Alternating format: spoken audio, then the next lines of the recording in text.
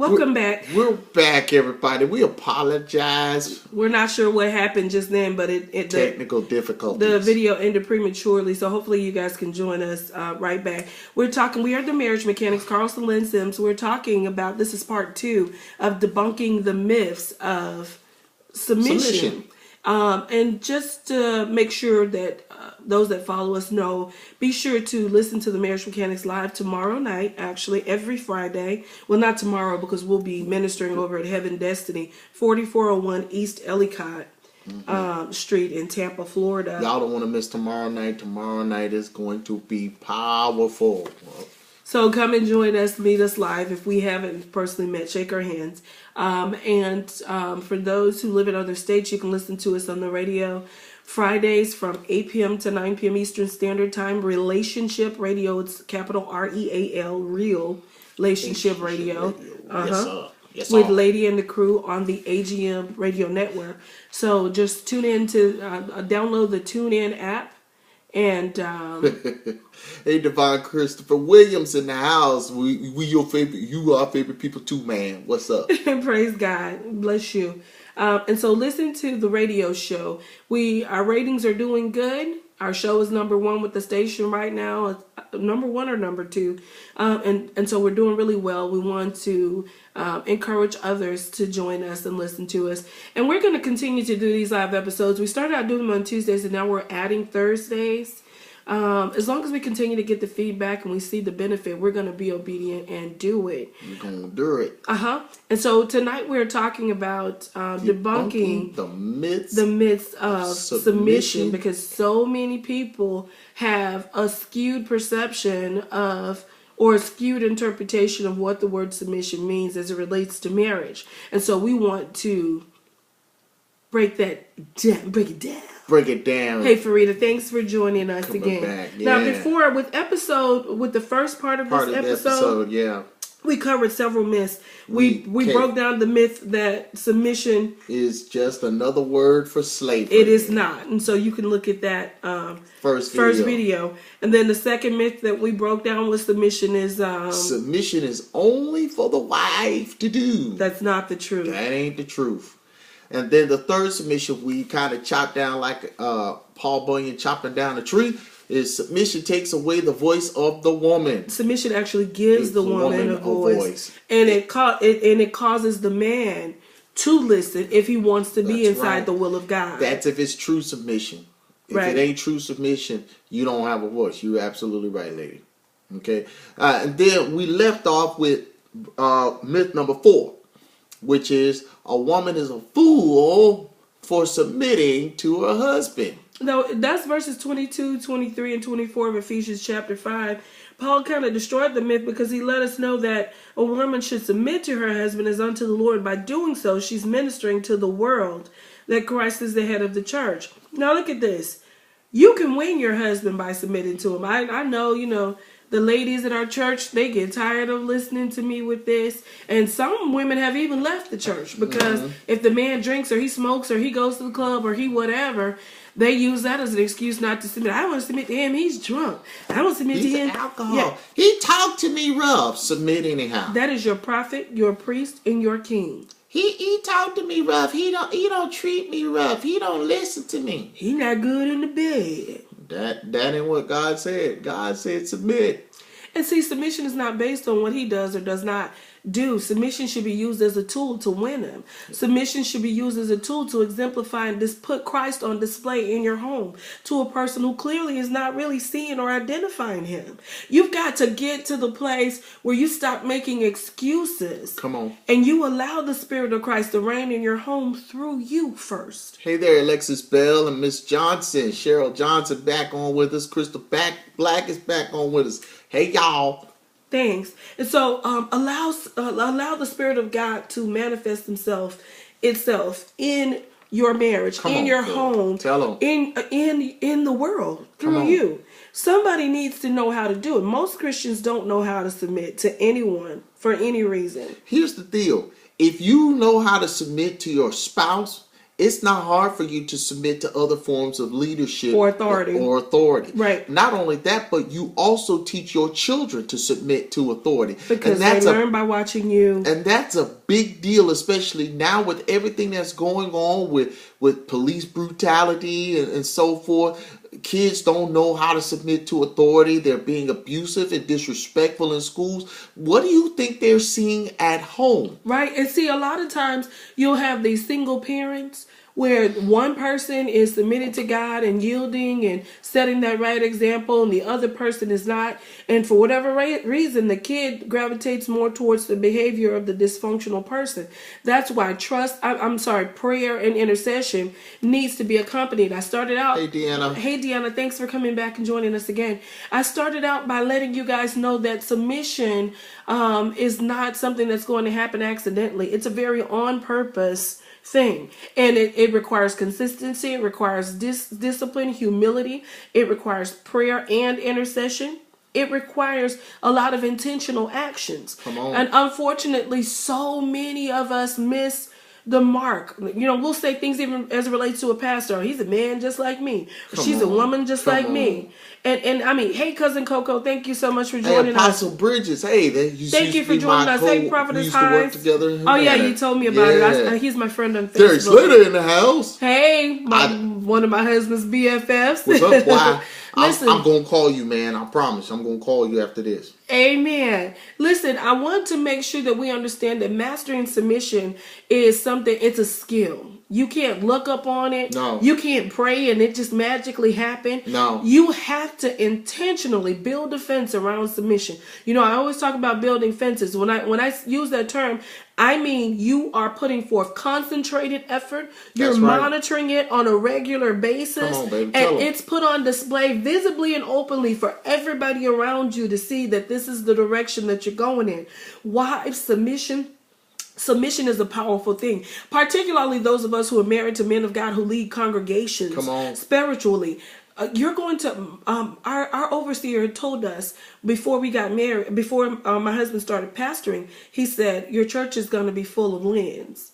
And so, you know, I have a very strong personality. I'm self-motivated. I'm very dominant and I'm very aggressive. And so my husband has to pull the reins on me a lot. And just like he said, we've attracted quite a few of the exact same personality in the church. And so now it's more, ladies, there's so much more riding on your ability to submit. I don't always agree with everything my husband says, but submission is a must because I'm leading by example. Their lives are being impacted by what they see in us, whether we agree or not. I'll tell my husband privately when we get home, honey, I didn't agree with that and I didn't like that.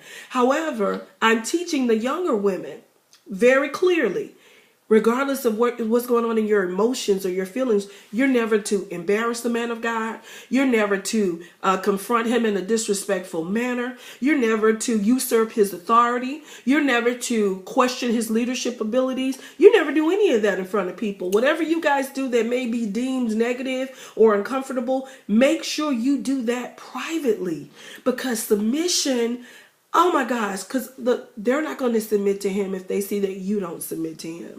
And it's also very important that you by submitting to one another as husband and wife, what you are really doing is you're setting the tone for others that come behind you to submit to the leadership authority of those who are in the house of God. Right. Because when other married couples and with other single people and other young people come into the house of God and they see that the pastor and his wife are submitted one to another. Right. Now what you are doing is you're teaching them a new way of it's not a new way of thinking. It's a more excellent way. It's a more excellent way of thinking. So it's very, very important, and it's very, very impertinent that we make sure that we're sending forth the right example. Wait, before you go, I just really feel led. I have to deal with these women. You guys know we're getting together on Saturday. We meet once a month with the Help Meet Ministry, and for about 2 or 3 months now, God has been dealing with me on Shuddered ministry. And for those, you know, I don't usually talk about Shuddered ministry on marriage mechanics. I usually just do that when I do my episodes for the Help Me for the women only. But I feel led to do this. And so I need you to understand Shuddered ministry means you shut the hell up. The hell that would normally come out of your mouth, you shut that up. When you're angry, and you're frustrated, or you're feeling unheard, unloved, unappreciated, and all that stuff, like we all do at some point in our marriages, you flow fluently in Shuddered ministry. You only speak when the Holy Spirit has spoken to you, because that is what's going to break the yoke. That's what's going to get his attention. That's what's going to draw him back to a place where his listening ear is available to you. A lot of times we war. My husband, I never forget it. He hadn't called me Dino in years, but I'm very conscious, and I put forth a lot of effort to not be Dino in his atmosphere, because I know that he craves peace. He told me this one time. He only said it to me once when we were talking about the deal breakers and things that we wanted in the marriage. You know, I told him I want sex every day. He says, I want peace every day. He says, I'll give you sex every day. You give me peace every day. And that was tough. He needed to know how important sex was to me. I needed to know how important peace was to him. Submission is not dictated by you. It's not predicated upon anything that you think or that you feel. Submission is the other party establishes the rules that create a sound environment for them, and you try everything in your power to adhere to that, to comply. That's right. And vice versa. But the problem is, a lot of times some of us are divas and we're too demanding, and some of y'all, I'm not bashing anybody, because God knows we're thankful and honored that you come and sit in front of us. Right. But ladies, I've said this to you privately, those that we counsel. You cannot hold the booty hostage to get what, Quit withholding the booty. Stop withholding the booty. We did 3 episodes on that. And so, no, he's not going to submit to you or hear you, because now he views you as the enemy. You are now a manipulator. You're withholding something that God said is mine. So now you've stepped on the side of the enemy. No, I can't submit to you. No, I'm not interested. I know you want me to help you with the kids. I know you want to go out to eat more often. I know you want to cuddle before sex. I know you want all that stuff, but I want you to shut it.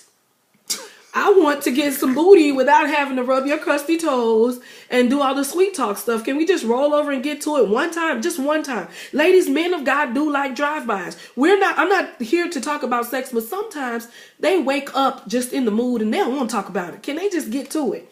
Submission it's a beautiful thing. When my husband wakes me up at 4 a.m, that's the glory. Don't you know the Lord placed an internal clock, an alarm clock in his body that said, look at here, ding, ding, ding, ding, ding. I got a blessing for you. It's kind of what? Pastor Washington, thank you for joining us tonight, man. We appreciate you. Listen, let's move on. Myth number 5 is that what we just did? The husband doesn't have to submit. I think we covered that. No, we didn't. We covered 4. 5. Okay. Myth number 5: the husband does not have to submit to the wife. On the contrary, you do. Yes, you do. Listen, as a matter of fact, the Bible clearly tells us in Ephesians chapter 5 that a man ought to love his wife like he loved himself. So let's think about this for a minute, fellas. If you ignore your wife, what are you saying about yourself? If you talk down to your wife, what are you saying to yourself? You're ignoring the voice of God. A lot of times we don't realize that if we marry spiritual within the will of God, and we marry partners who have their own personal relationship with God, they hear from God just like we do. My husband, I'm not too proud to admit, I'm a very intelligent woman, but my husband's smarter than I am. And so, yes, and that's why I'm always, babe, what does this mean? I don't care. I'm not too proud to say, babe, what does this mean? I don't know. I don't understand. God has called me and anointed me to teach women how to be godly wives. I don't know all of it. I just know the things that my husband has taught me and the men that I've been with before, and by way of revelation from God and through my mentor pouring things into me. Right. It's very on purpose. I'm very interested in making sure that he can always stand up in a group of men or women and say, my wife is submissive. I cried the first time he said that to me. He said, you're the most submissive woman I've ever had, because my whole life I had been labeled, because my personality is strong and aggressive, as dominant and disrespectful and rude. And my husband said, honey, you are the most submissive woman I've ever had in my entire life. In fact, she makes it easy for me to be me. That's my ladies goal. If you can make your man easy for your man to be him, man, you got somebody who's going to be ride or die for you till the end. Yes. Because men, it's hard for men to find that in women. Single men, single women that is viewing this, listen, it's hard for a man to find a woman that makes it easy for him to just be a man. Right. And so it's very, very important that you understand that. But husbands, I want to make sure you know, Paul told us how we submit to our wives. By loving them.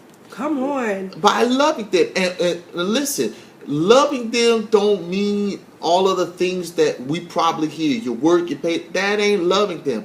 As a matter of fact, that's myth number 6. As a husband, I show my submission by working and paying all the bills. No. Man, we hear this all the time. I'm not violent anymore, but I want to crack some of those jokers across the top of their heads. That ain't what Paul said. It's more than paying bills, and ladies, it's more than chucking booty. Listen, it's a partnership. Listen. I want to make sure y'all get, fellas. I want to make sure y'all get this, okay? Just because you work and pay the bills, don't mean you love your wife. And ladies, just because you cook and keep the house clean and give him sex every now and then, or you take care of your kids, doesn't mean that you love your husband. It's just bottom line. Because guess what? You got to do that stuff anyway. Fellas, if you weren't married, you were living by yourself, you still got to work and pay the bills. And ladies, if he wasn't there, you still have to cook and clean and take care of the kids. Like, it's really not that complicated. People call us everywhere. We go all over the country and do our marriage mechanic seminars. And when we sit and we talk just like we're doing now, their mouths fly open because they don't understand these simple principles. There's nothing deep or uber revelatory about what we're saying. If you could take it at face value, your marriage could change tonight. Submission could begin to flow. I'm telling you, when you submit, ladies, I keep going back to the booty thing because we have to talk about what we value. Shababai and shababai, shamamama, shamamama, shamamama, shabababa, shamamama. And so it flows differently. A man he's far more passionate. When I used to be rebellious and stuff, sex was always good. Sex was always good, but the passion and the extra mile, babe, you put some steak. I don't know. Ladies, submit. I'm not submitting because I'm so good and I'm so sweet. I'm submitting because there's some perks and benefits up in there for a sister. Now, she was just joking, but the Lord just spoke that to me.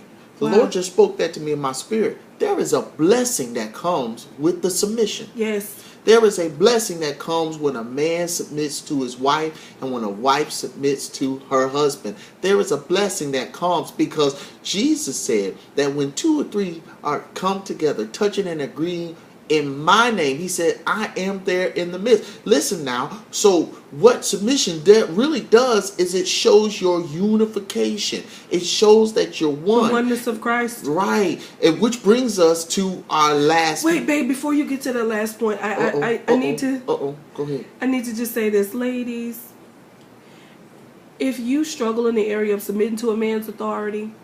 do what I did. This is what I did. Because I did not respect men or women or authority or whatever. It was all about me, I. My mentor told me something that was profound. Said, submission is learned behavior. And so she said, you have to start practicing blind submission until it becomes a part of your nature. And so she said, just obey. Whatever it is that he says, just obey. Don't think about it because you'll talk yourself out of it. And so... my wardrobe, my husband, because he didn't like my wardrobe. We talked about that in one of the other episodes. He thought I dressed like an old lady. And so... I even told her, I said, girl, you dress like my grandma. Right. And when his grandfather passed away, I was helping her clean out her closet, and I found a couple of my same suits in his grandma's closet, so he wasn't lying.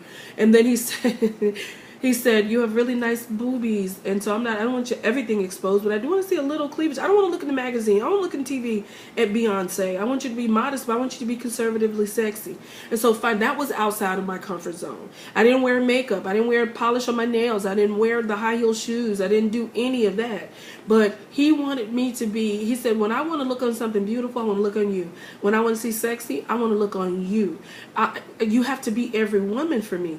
And so it was very uncomfortable for me because he didn't get ridiculed. I got called Jezebel. But I ran the interference for show.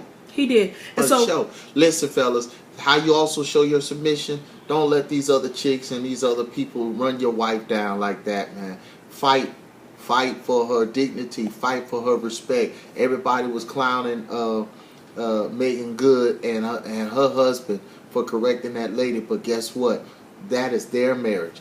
And they have to answer to God for their marriage. And so I want to make sure all of y'all know your marriage is your responsibility. You have to fight with all your might to make sure that it functions and that it flows freely. That there is the peace that surpasses all understanding that flows in your marriage. That there is a love that is unspeakable and unconditional that flows in your marriage. You have to fight with a fight unlike any other. That's why that oneness is so important and so key. It became easier for me to submit to him because I knew then that he covered me. Early on in our marriage, he did not protect me. He did not cover me.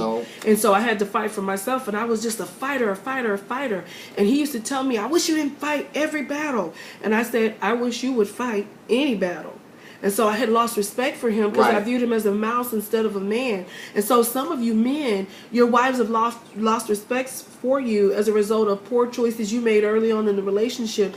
And she didn't have the conversation with you, so you've not been given the opportunity to redeem yourself. And so prayerfully, this discussion will encourage a conversation, a discussion, a private discussion between the two of you, because you know when you've broken promises or you've told her she was depending on you to do something, you didn't do it, so she lost that confidence.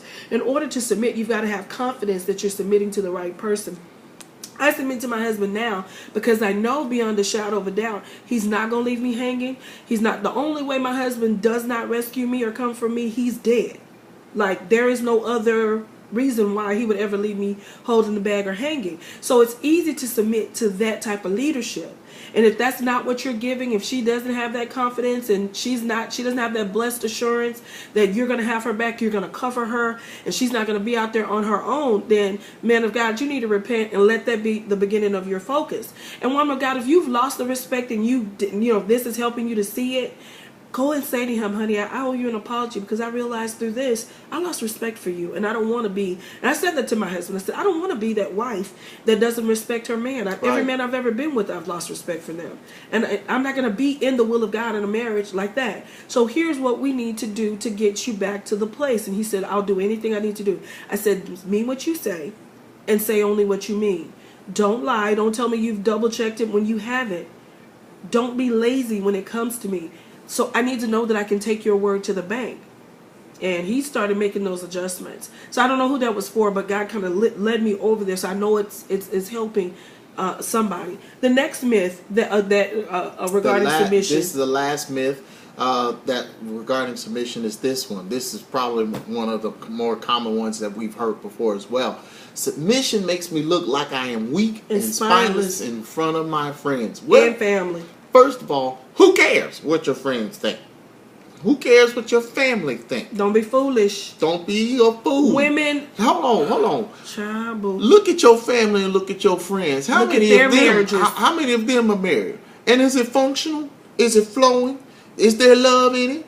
Or are they fighting all the time? Cussing each other out? Separated. Are they separated? Disrespectful. Are they cheating on each other? They got women and men on the side. Yes. See, a lot of times, gosh, the most dysfunctional people in our lives are usually the loudest ones in our ears. And so you say that again. The most dysfunctional people in our lives are the loudest ones in our ears.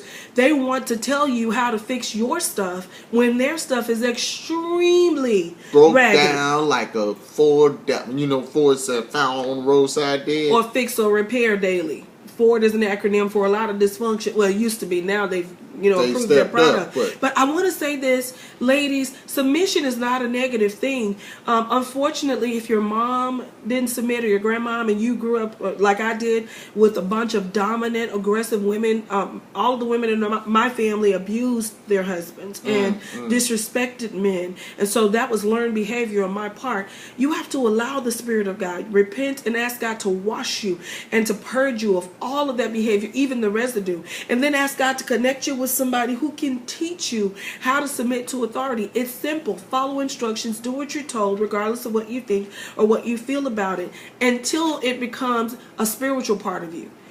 It's not going to be a spiritual thing where the Spirit of God is leading you every time. So that's why I'm telling you, just do it out of until you develop the habit. It was hard But my husband would tell me, because I was the loudest thing in the room, and I said a lot of inappropriate things all the time, regardless of where we were, and it was embarrassing. And so I had to allow him to mold me. Ladies, remember, he's not the helper for you. You're the helper for him. And that means God is the potter in heaven. Your husband is the potter on earth. Allow him to custom make or to tailor make you to fit what he actually needs. Men are so simple. Listen, and I want to say to y'all, ladies and fellas, if you want to be the leader, you better be leading. If you want to be acknowledged as the leader, lead like you want to be led. Give her something to submit to. Listen, I was in the United States Marine Corps. I had 2 gunnery sergeants. One, I would go up a hill and kill by myself for him. The other one, I wouldn't even look at him. If he was being shot, I wouldn't even turn my head. And that's just the facts. It's good leadership. It's leadership where people will do whatever, whenever, however for you. Okay? Right. When you're ruling and leading like a dictator, it shows up in their behavior. And women really we don't tend to respond to that type of authority well. Now, we're about to wrap this up, and of course we're going to do Ask the Marriage Mechanics Live, because I see several of you have placed comments. Ask the Marriage Mechanics Live is where we answer the live questions that you give us. We've got a couple that were submitted on Tuesday that we're going to answer. One of them was, how do you become more intimate with your husband when you've been raped? And so we're going to deal with that, and that's going to be immediately after this. So once this wraps up in a couple of minutes, give us about 5 or 10 minutes, and we'll be right back live again. So you'll see another notification in your notification globe on Facebook. So join us for that if you have questions. I'm wrapping up this topic of submission. I want to read this scripture. Deuteronomy 32 verse 30 says, "How should one chase 1,000 and 2 put 10,000 to flight, except their rock, being Jesus the Christ, has sold them, and the Lord hath shut them up." Listen, it is through your unity. Submission is indicative and is a sign of unity in a marriage. That God's in the midst. That's right. And so it is through your unity you show that you got God in the midst of you. And because you got God in the midst of you, He's going to be able to move on your behalf. He's going to be able to fight your battles for you. So all of the things that the enemy may try to bring to you, and when he comes in like a flood, he holds up that battle standard. He sends it up and says, lets the devil know, no, you can't come against this marriage. Yeah, and let me let you know this, ladies. A lot of times we can't submit because we've been violated. And so if that's your issue, you've got to tell your husband. It doesn't mean you're worthless. It doesn't mean that it was your fault, but you've got to deal with that. Don't continue to carry that, because if you have a loving man of God who is trying, who's really trying to honor God in the marriage with you, don't damage him. Don't abuse him, and don't deprive him sexually of intimacy, of the respect, of the honor that a man of valor deserves. Say to him, babe, I realize that I've not dealt with my violations. I've not dealt with the fact that when I was submissive to a man, he was abusive. He mishandled me, and it caused me not to trust again. So I have trust issues. Whatever your issues are, go before God. Like I said, counseling and therapy we always recommend it. Marriage Mechanics, we do counseling a few times out of the week. We counsel people in the United States. We counsel people in our state of Florida. We counsel people everywhere. And so if you need help, by all means, we'll help you get counseling, get mentorship. And like I said, we're on Relationship Radio with Lady and the Crew on Friday nights on the AGM Radio Network. Download that TuneIn app. And just click on the AGM Radio Network. It's from 8 to 9 p.m. And you're able to hear and get some free relationship advice. So we're about to sign off of this one, and we're going to come right back. So just like you just joined, my baby sister, my biological sister, you joined a little late on this one. We're at the end of this one. But we're talking about submission and being able to submit to authority. And Sabrina, man. Hey, Prophet Gant, you guys are coming in on the end. So y'all in on the last. Right. But come right back. We got about a minute or so to go, and then we're going to go ahead and do Marriage Mechanics Live. So you can jump right back on. Come right back. Whatever your marriage questions are, we're here to answer them to the best of our ability. But this submission, the issue of submission, if you're just logging in on this one, there are 2 videos. Watch them both. Grab whatever nuggets. Give us your feedback. Scott over here. Hey, you guys, come right back. We're about to log off. Come right back. We're about to do Ask the Marriage Mechanics Live. We've got a couple of questions we're going to deal with. We love you guys. And until next time, if you can't come back tonight, keep it #boom explosive in your marriage. Shabba-bye. Shabba-bye.